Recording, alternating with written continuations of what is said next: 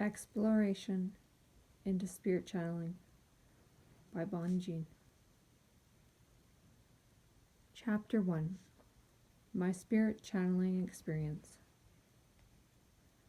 My biography. Approximately the year 1999, I started to become aware that things came into my life. One example is when a certain vehicle came into my life.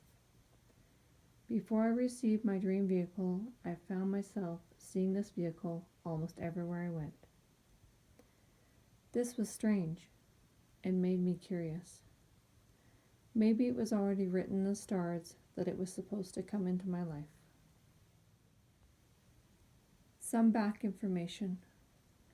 I have always been an outdoorsy, spiritual person who loves animals, especially wolves, when I was young. I spent more time with the family dogs outside than with my friends and family. Whenever my friends wanted to hang out with me, I would always bring the dogs along. One fateful day, my life fell apart, 6 years after being in a relationship. Before the relationship, when I was single and 25, I felt the need for security, stability, and purpose. And I was longing to be in a relationship so I could feel that cared for feeling once again.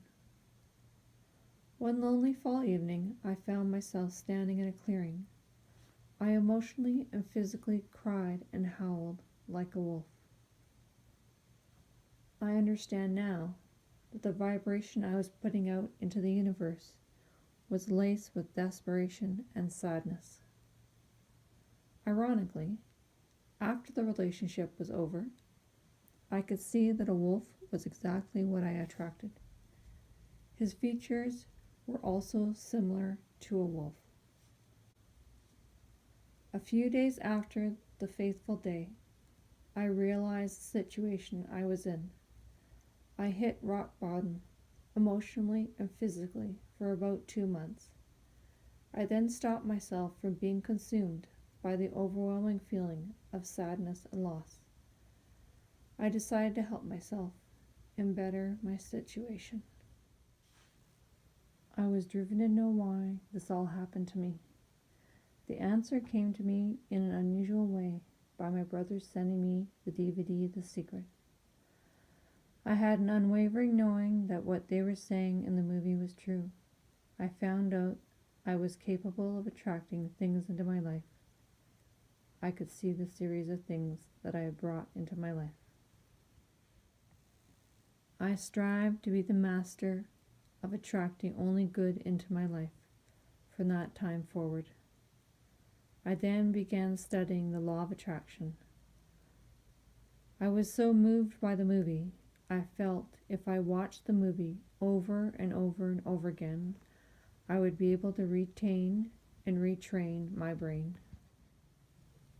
I followed some of the teachers for a while. I eventually found out that I had emotional blocks that stopped me from attracting the things I wanted into my life. So I've been taking baby steps, but nonetheless steps forward to my spiritual awakening. I enjoyed absorbing the information.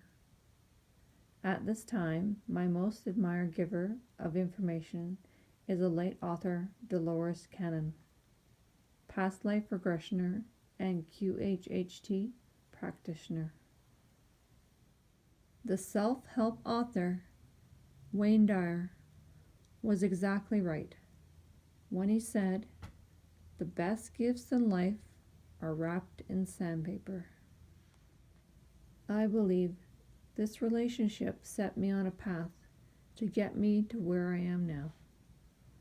I feel this man's primary goal was to come into this human life to assist me and others with their spiritual growth and development. My spirit thanks their spirit for this opportunity to have this emotional, fantastical human experience. One thing this life experience has given me is a sense of accomplishment. We help each other by giving and receiving big waves and small waves as we drift in the ocean of emotions.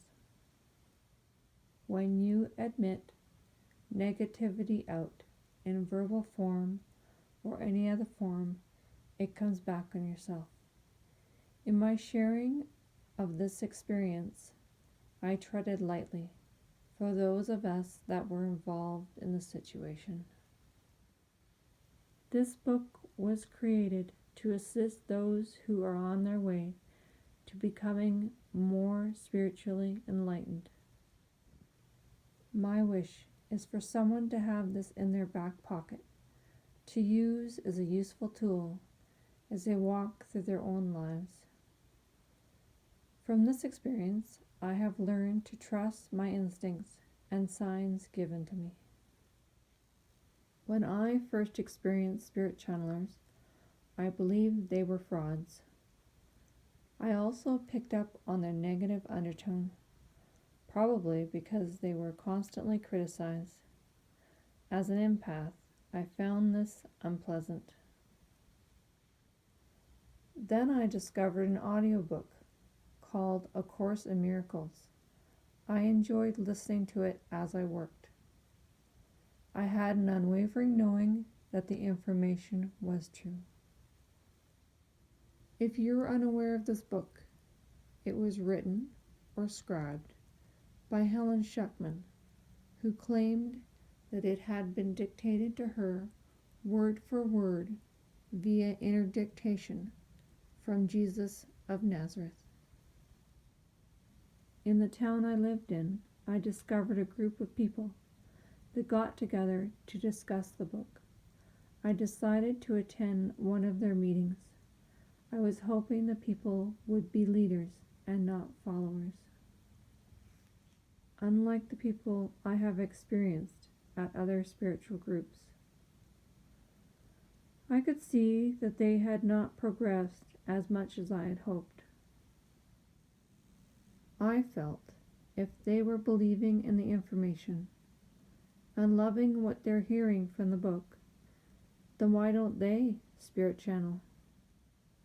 During a coffee break in the kitchen, I said, "Why don't you become spirit channelers yourself?" Then I thought, why don't I? With YouTube, I could probably learn how to spirit channel. So I found a YouTube channel that described how to spirit channel. To make a long story short, I was successful in being able to channel. I connected about 5 times after that.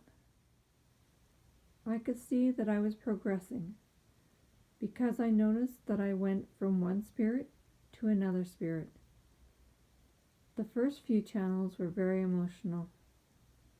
I felt a strong love in every cell of my body. This caused me to cry. I wanted to be where they were. I wanted to be connected. For as long as I can remember, I've had the same phrase repeating in my head. I want to go home. I want to go home. When we connected, I found out where home was. I thought, if I have chosen to come here to have a human experience as Bonnie, then maybe I'm not supposed to be connecting. Connecting with them was making me sad. I decided I didn't want to be reminded of all their love. This made being on the planet more difficult. I also found it hard to come up with questions when I was connecting. I started recording myself, but this was distracting. If I was meant to be here and have a human experience, then I'm probably not supposed to know what they know. I felt, what's the purpose of knowing what they know?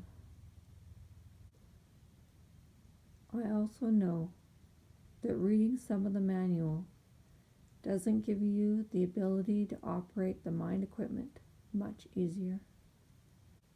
So I let it go and stopped doing it. At the time, I wasn't overly impressed with how well I was progressing. The fact that I was able to have a strong connection was of little significance to me. A few years later, I thought I shouldn't have stopped. I then decided to channel again. For a few months, I woke up at 3 a.m. in the morning and recorded myself channeling. I recorded some interesting things. This book was written on those recordings. I chose 3 a.m. in the morning because it helps me to be in a transcendental state. This allows me to have a better connection most of the time. I would like to assist people in their spiritual growth and development.